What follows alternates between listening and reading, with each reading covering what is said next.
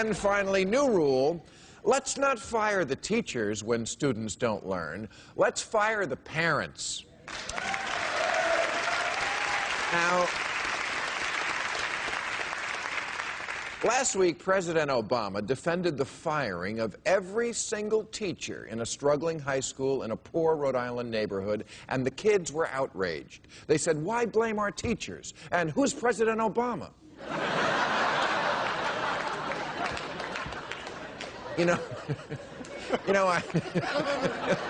I think it was Whitney Houston who said, "I believe that children are our future. Teach them well and let them lead the way." And that's the last sound piece of educational advice this country has gotten from a crackhead in the 1980s. Now, I know what you're saying, but Bill, what do you know about raising kids? You don't have any. Yeah, I also don't have any fish, but I know not to fill their tank with Mountain Dew. Or to enter a kid in a beauty pageant, or let him be an altar boy.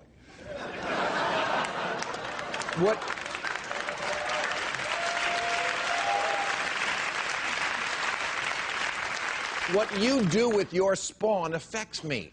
They're the ones who run me over while they're texting. Because they're using an online dictionary to spell "where you at."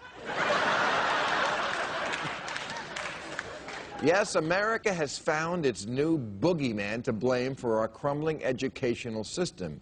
It's just too easy to blame the teachers, what with their cushy teacher lounges, and their fat cat salaries, and their absolute authority about who gets a hall pass. But isn't it convenient that once again it turns out that the problem isn't us, and the fix is something that doesn't require us to change our behavior or spend any money. It's so simple. Fire the bad teachers. Hire good ones from some undisclosed location. And hey, while we're at it, let's cut taxes more. It's the kind of comprehensive educational solution that could only come from a completely ignorant people. Yes, firing all the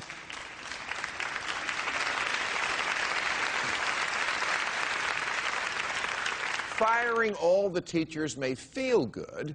We're Americans. Kicking people when they're down is what we do. But it's not really their fault. Now, undeniably, there are some bad teachers out there. They don't know the material. They don't make things interesting. They have sex with the same student every day instead of spreading the love around. But every school has crappy teachers. Harvard has crappy teachers. They must. They gave us George Bush.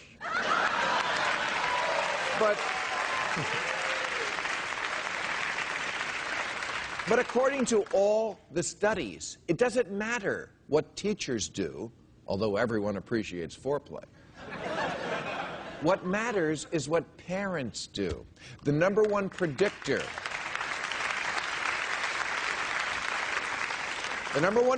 of a child's academic success is parental involvement. It doesn't even matter if your kid goes to private or public school. So save the 20 grand a year and treat yourself to a nice vacation away from the little bastards.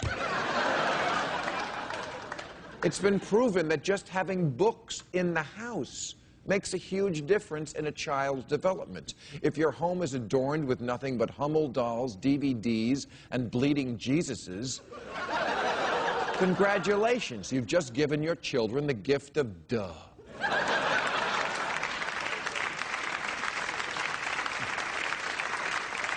Sarah Palin said recently that she wrote on her hand because her father used to do it. I rest my case. So, when there are no books in the house and there are no parents in the house, you know who raises the kids? You're watching it now.